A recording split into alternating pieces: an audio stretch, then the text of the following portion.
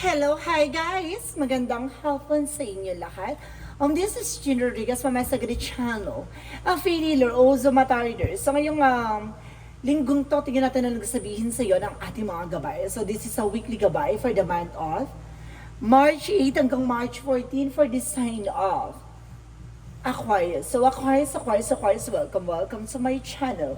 Ano kayang messages, advices, and spirit guides ang ating masasagot for today's video? Kanino naman kayang energy o kaganapan sa buhay ng mga Aquarius ang ating mga hagilap? So guys, this reading is a general reading lamang, hindi lahat makaka-resonate. Kunin lamang po makaka-relate sa inyo and comment down below kung kanino energy ang ating nasagap. And of course, don't forget to like and subscribe my channel and hit the notification bell for more videos updated. Kasi maraming salamat po sa mga walang sawang pag-support sa aking channel, lalo na yung hindi nag-skip ng ads na way pagpalain kayo ng just may kapal, siksik-liklik na gumapaw na biyayang manumbalik sa inyo. So guys, let's see what is the messages, advices sa iyo ng ating mga gaway for the sign of Aquarius. Angel Spirit, please give me information. Ano kayo gusto sabihin sa'yo ng ating mga gabay?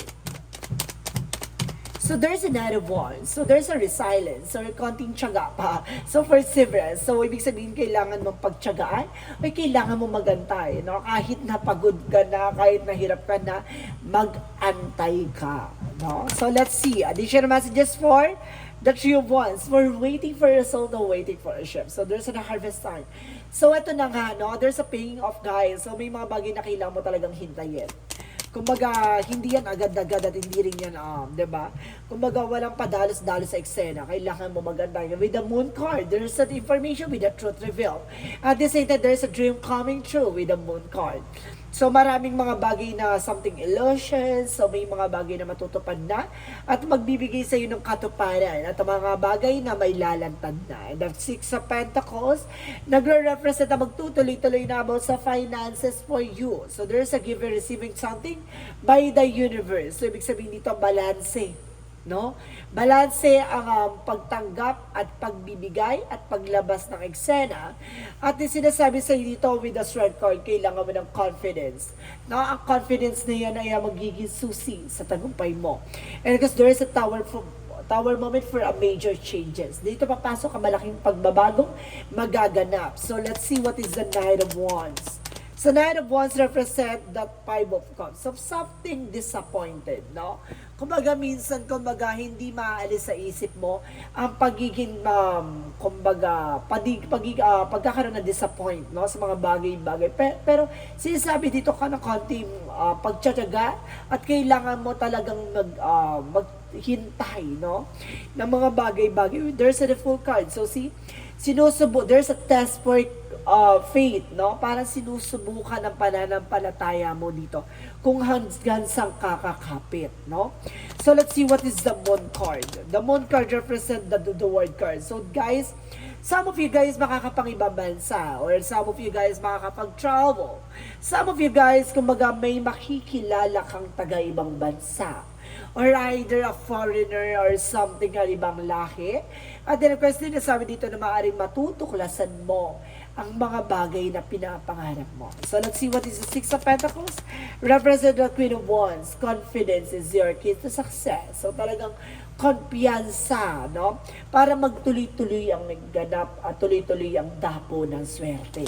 So, let's see what is the Strength card. Represent the Nine of Cups. So, wish fulfillment. So, yan na, papasok ang pagtutupad ng mga pangarap, no? May isa sa katuparan na unti-unti na siya talagang mailalahad. So let's see what is the Tower moment. Tower moment is something a balance. So ibig sabihin maging balance ka by your emotion with the Two of Pentacles. So maging control mo yung emotions mo. Kumbaga kontrolin mo yung mga bagay-bagay pagdating sa love and career mo. Kumbaga dahin yung mga bagay na babaguhin sa'yo, no? So let's see what is the Knight of Wands and the Five of Cups. So something separation. So meron talaga dito disappointment and something regret pagdating sa paghihiwalay, no? Nagkaroon ng hiwalayan dito ano kasi hinihintay mong bumalik yung person mo. So nagkaroon ng something kumbaga pagsisisi, no? Yung mga taong nawala, no? Baka yun yung hinihintay mo ang bumalik siya.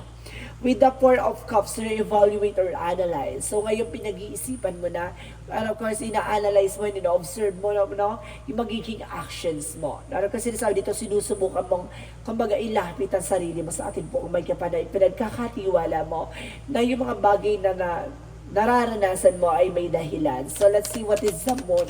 The moon card, and of course, the word card represent the Five of Wands. So, meron mga komplikasyon at may mga competitors sa paligid mo. Mag-ingat ka, no? Kasi there's a battle. So, let's see what is the Six of Pentacles and of course the Queen of Wands. So, there's the Knight of Wands. So, there's a slow and steady. Panatiling kalmado, wag agresibo para hindi ka nadadapa, no, sa mga bagay na ginagawa mo. So let's see what's the Strength card and the Nine of Cups. So there's the Five of Pentacles. So suddenly guys, so may mga kumbaga biglang pagbabago, no, pagdating sa finances. So like see, I sense some parang makaka-recover ka na daw. So let's see. And what is the Temperance? And because the Two of Pentacles. So there's a Six of Swords transition. Makakaalis ka na sa sitwasyon, no? Kumbaga this is the stages parang nagkakaroon ng something na relocation, paglipat or pag-alis, no? So let's see what is the outcome. Ang pinaka-outcome for you is the Queen of Pentacles, being practicality and being a sense of entrepreneur, no? Kumbaga business-minded, no? Kumbaga magaling ka or makipagtalakayan, magaling ka pagdating sa business industry. And there's the Hangman na binago mo na yung perspective mo, pananam mo, or yung mindset mo, no? Practical ka na this time. And there's an Hermit card, soul searching, no? Kumbaga, nahanap mo na yung sarili mo, no? Para natuklasan mo kung ano yung grounds mo. So, let's see guys, now, what is additional messages for the career? For your career, there's a Death card. So, there's an ending and a new beginning, no? May mga bagay na tinatapos na at may mga bagay na magsisimula na ng panibago, no? And of course, there's a justice will be served, no? May mga bagay dito na matutupad na at makukuha mo yung hustisya, no? Tinapos na ang paghihintay at tinapos na ang, kumbaga, maling kapalaran na nakuha mo. No, there is the Knight of Swords, there is a success driven. And then, of course, there is a Ten of Pentacles for long-term success and long-term investment with a long-term and financial security. So, this is the moment na parang pagdating sa career mo, magiging balanse ka na at makukuha mo ang karma. So, let's see what is the additional messages for love life. So, there's a Four of Wands. So, ikakasal ka na. So, there's a wedding engagement proposal. And of course, there's an information with the Three of Cups with reverse. So, no more third party.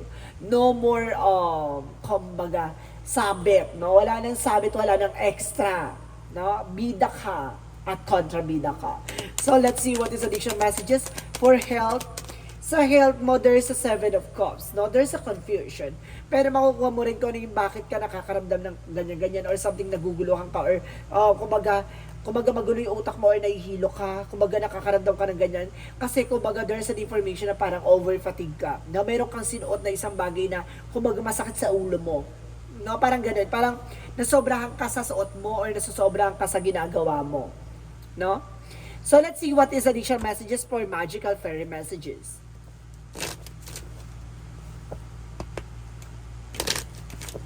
For magical fairy messages for you, so there's an information na autumn, harvest time. At the end of the time talaga mag-harvest ka guys. And of course, there's an information with the do some research. So may mga bagay na kailangan pantuklasin, alamin. No?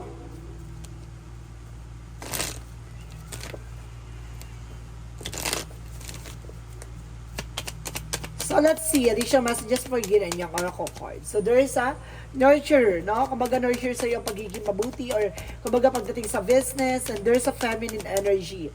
No? Kumbaga parang sinasabi dito, there's a feminine involved or either kumbaga there's some may babae dito, no? Ano yung babae dyan? Parang gusto ko i-represent. Ano itong babae na to? Gusto ko i-clarify. So, there is a Knight of Cups. There's a Knight of Pentacles, security.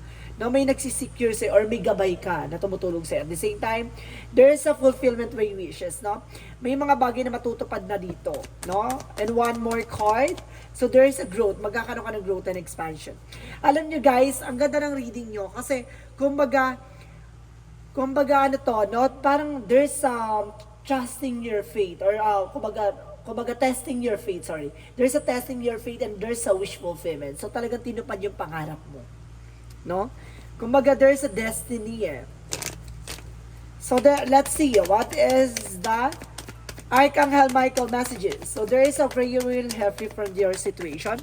No, yung pagdadasal mo ay makakatulong sa sitwasyon mo. So let's see additional messages. And there is an eternal love. So pagdating sa buhay pag-ibig, may hanggang wakas talaga, no? And there's an everlasting promises.